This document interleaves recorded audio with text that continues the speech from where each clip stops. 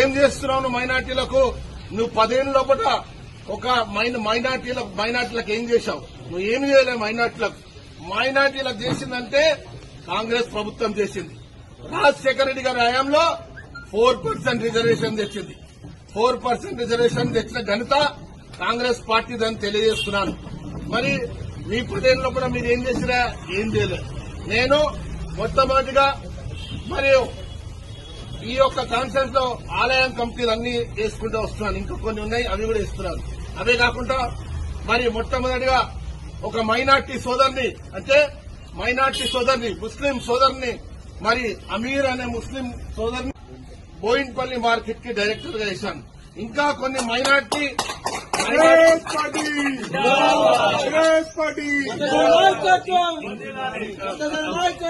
ఇంకా మైనార్టీ సోదరుని కూడా మరి నేను ఇంకా డైరెక్టర్ ఇస్తున్నాను. అన్ని క్యాస్ట్ ఈక్వేషన్ గా ఇస్తున్నాను.